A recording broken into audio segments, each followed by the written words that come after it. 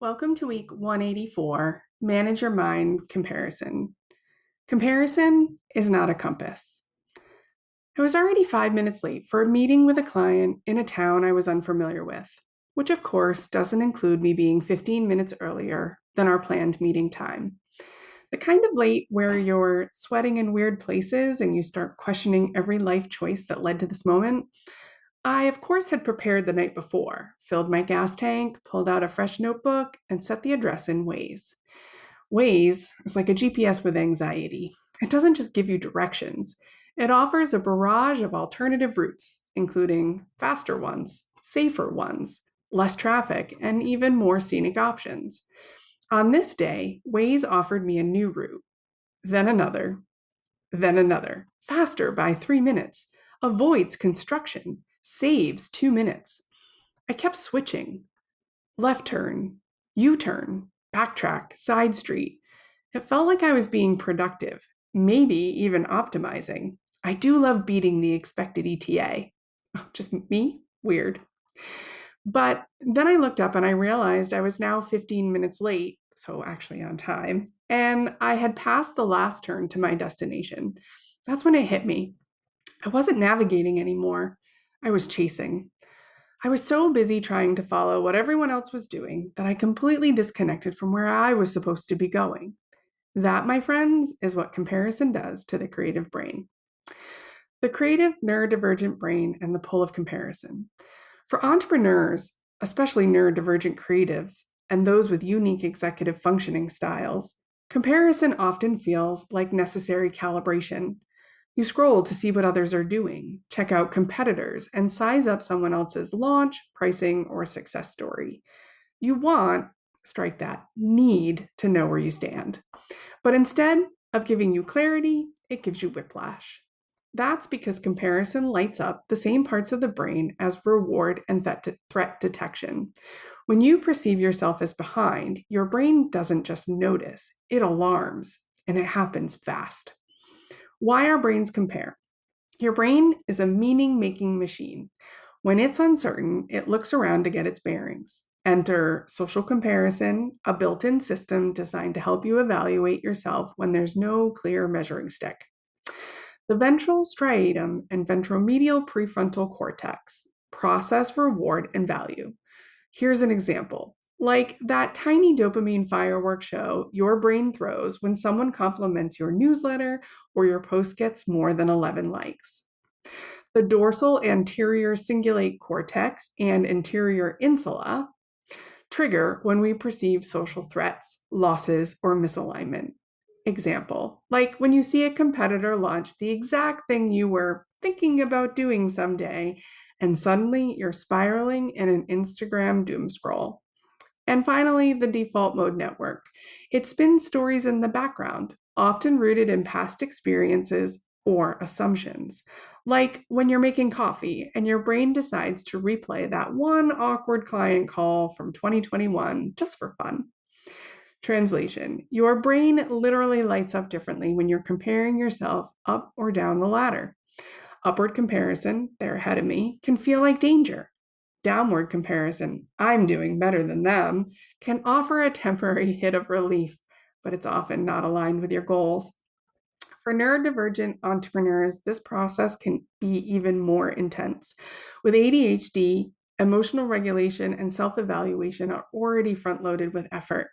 Add a dopamine seeking brain, sensitivity to perceived rejection, and time blindness.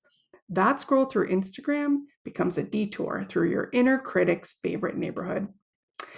Conscious versus unconscious comparison.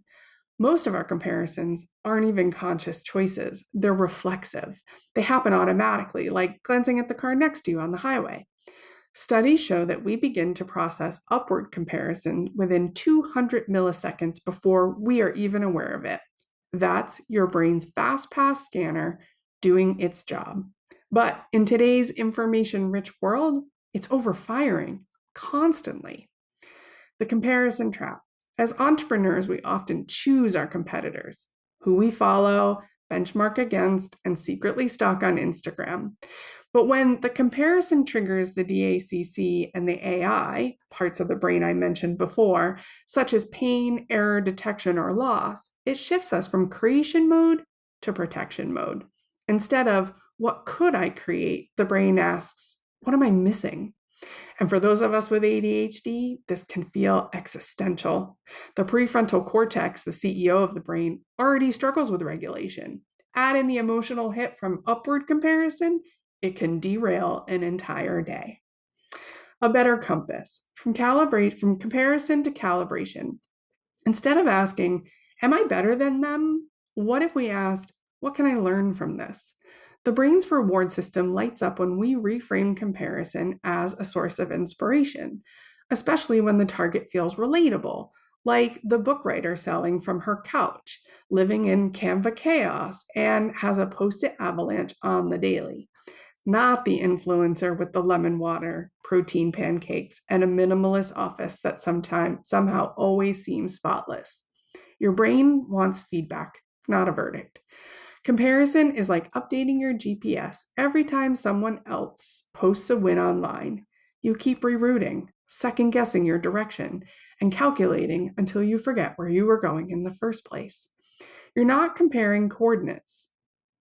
You're comparing different coordinates, different priorities, and experiencing the same endless reroute spiral. So, here are 5 practices to catch comparison and choose differently. You can train your brain to notice comparisons when they happen and reroute before you lose your way. Here are 5 neuroscience-backed creative entrepreneur practices to help you manage your mind and stay on your own creative path. Number 1, name the narrative. That's the they're doing better than me story. Label that thought. Don't live in it.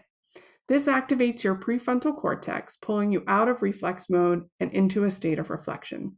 Bonus tip, add humor. Maybe try calling it the Great Entrepreneurial Spinout or episode 12 of my comparison saga. Number 2, keep a comparison catch log. Create a note in your phone called comparison catch log. When you feel the sting, write what triggered it, what you felt, what did you make it mean? And then ask, is this mine or someone else's definition of success? This builds metacognitive awareness, strengthening your executive functioning like a muscle. Number 3, use the 90-second rule. Feelings from comparison rise like a wave. Don't fight it, ride it. Set a timer. Breathe. Remind yourself, this is my brain doing a safety scan. I don't need to act on it. Neuroscientist Dr. Jill Bolte Taylor teaches us that emotions last 90 seconds unless we loop them. That pause gives your brain time to recenter. Number 4, switch the question. Instead of, am I behind, ask, what's my next right step? What matters to me? These questions re-engage your value-based reward system, shifting from external validation to internal motivation, a game changer for creative entrepreneurs who struggle with prioritization. And number 5, reframe comparison as calibration. Not all comparisons are bad. It's data, not a diagnosis. Try asking, what inspires me about this? What am I admiring? How far have I come from where I started? When you use comparison to clarify your direction and not question your worth, you shift from judgment to discernment. So let's bring it back to the GPS. When you're in the driver's seat of your business, especially as a creative entrepreneur, you already face enough detours, energy dips, idea avalanches, internal critics, and the occasional executive functioning pothole. Comparison might feel like insight, but more often, it's just noise, static from someone else's directions.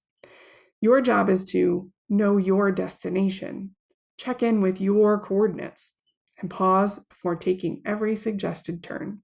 Your brain is brilliant.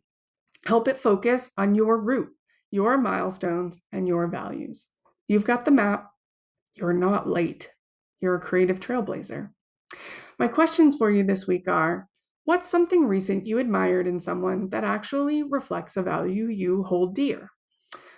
How do you know when you're off course, and what helps you come back to your own map? Reply and share with me. Do you want help recalibrating?